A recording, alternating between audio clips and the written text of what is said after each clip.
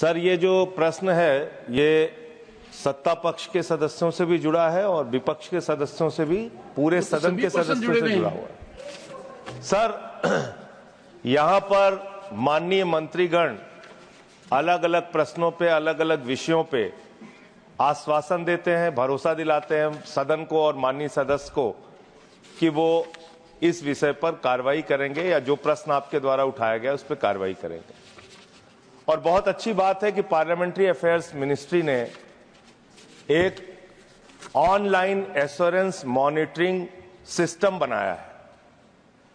उसके बारे में मेरा प्रश्न था, लेकिन जो जवाब है वो सदन के लिए और आपके लिए सर चेयरमैन साहब, आप मंत्री जी से मैं ये चाहूंगा, आपने खुद बताया है इस राज्यसभा के अंदर 160 आश्वासन मंत्रियों के द्वारा दिए गए, 160 आश्वासन वर्ष 2024 में, और उसमें से मात्र आपने 39 आश्वासनों पर 39 मंत्रियों के द्वारा दिए गए आश्वासन पे कार्रवाई की है, बल्कि उसके अलावा लगभग 76% 119 दिए गए आश्वासन अब तक पूरे नहीं किए गए।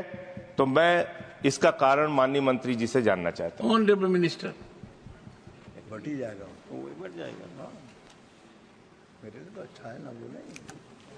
Respected sir, our ministry has launched online assurance monitor system on 9th October 2018 under the guidance of our Honorable Prime Minister Shri Narendra Modi ji. This online assurance monitoring system is tracking and monitored and fulfilled. And also, sir, it's enhanceable the accountability, transparency and efficiency. For that, the system, I can tell directly to answer to the Honorable Through me. Sir, through you, sir. Our assurances called out in Rajya Sabha itself 58,153. In total assurance implemented in 57,606. Total assurance are pending 547.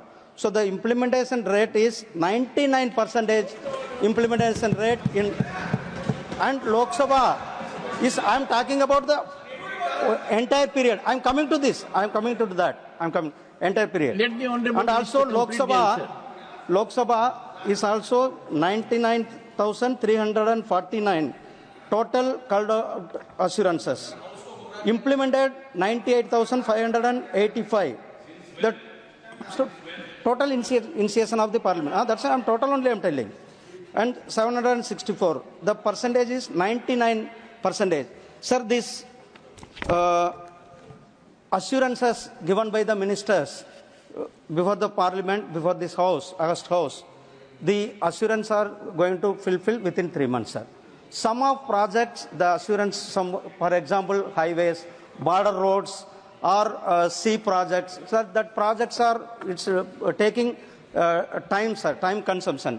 And monitoring of, we are getting information from the various ministries, and we are, for that, our ministry is continuously writing to the concerned ministers and the secretary of the Parliament Affairs to writing to the secretaries, concerned secretaries to expedite and to fulfill the assurances as well as first. Honorable Minister, the honorable member wants assurance about assurances. Yes, and he has given statistics.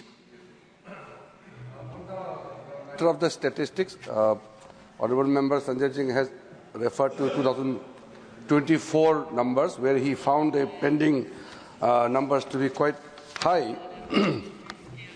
What my colleague Muruganji has informed the House is the pendency of very negligible percentage of the total assurance is because of the introduction of the online assurance monitoring system.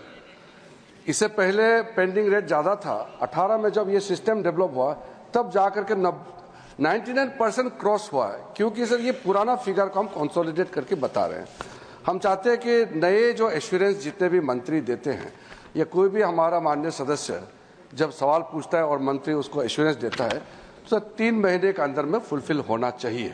ये parliamentary rule भी है और ये convention है, सब मानते आए। कहीं कहीं जहां उसका टाइम एक्सटेंशन चाहिए उसके लिए फिर टाइम मांगा जाता है। वो एश्योरेंस कमेटी है, आप सब जानता है, हमारा rules of procedure and conduct of business में एश्योरेंस कमेटी का काम भी तय किया हुआ है।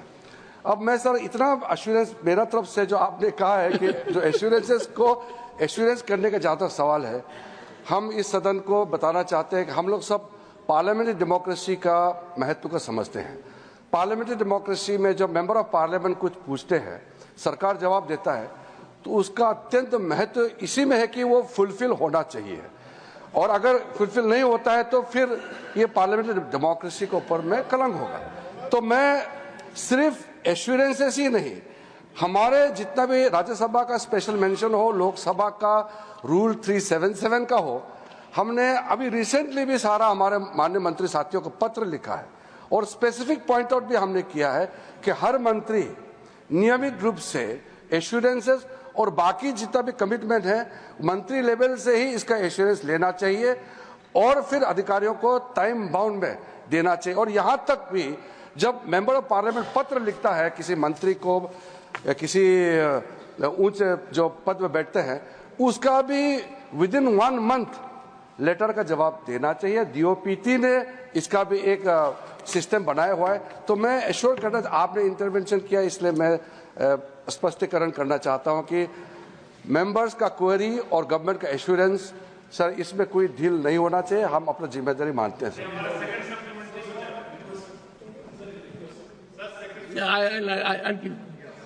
सेकंड सप्लीमेंट्री पर संजय जी, आपको तो अश्योरेंस मिल गया एश्योरेंसेस के बारे में। नहीं, मैं माननीय मंत्री जी की भावनाओं का सम्मान करता हूं सर। भावनाओं का नहीं, ये नहीं, वो चाहते हैं ऐसा। नहीं, उनकी भावना है सर।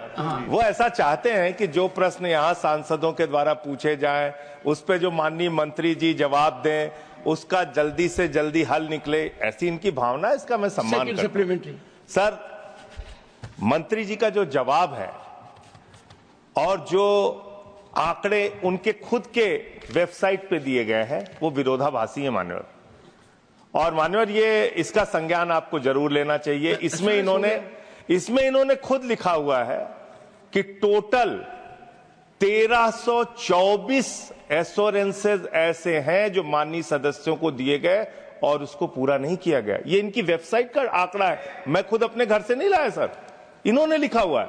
और यहां ये कह रहे हैं कि 99% सर, बस मेरा सवाल हो जाए। यहां ये आपसे कह रहे हैं सर कि 99% इन्होंने आश्वासन पूरा कर दिया, तो खाली अकेले राज्यसभा का 2024 का आंकड़ा देखिए ना सर, 76% आपने आश्वासन पूरा नहीं किया। तो मैं आपके माध्यम से माननीय मंत्री जी से पूछना चाहता हूं, क्या आप कोई ऐसा मैकेनिज्म बनाने जा रहे हैं जिसमें ये 1324 पेंडिंग एश्योरेंस पूरा करने का और 119 राज्यसभा का एश्योरेंस पूरा करने का कोई समय निर्धारित करेंगे और पूरा करेंगे? जो बताया उसको मैं थोड़ा सा और क्लैरिटी के साथ बताता हूं। ये जो मैंने संख्या दिया है ये दोनों सदन का है, लोकसभा और राज्यसभा का, और राज्यसभा का भी सेपरेटली हमने आपको आंकड़ा दिया है। आप जो वेबसाइट का बात करते हैं, मैं तो पता नहीं आप कौन सा वेबसाइट देख के आया है, लेकिन मैं चेक करूंगा। नहीं, मैं चेक करूंगा ना। अरे नहीं, एक सेकंड सुनिए संजय, बैठिए। माननीय मंत्री जी सिर्फ ये कह रहे हैं कि वो जानना चाहते हैं आपने कौन सी वेबसाइट से देखा है, बस शेयर कर लीजिए।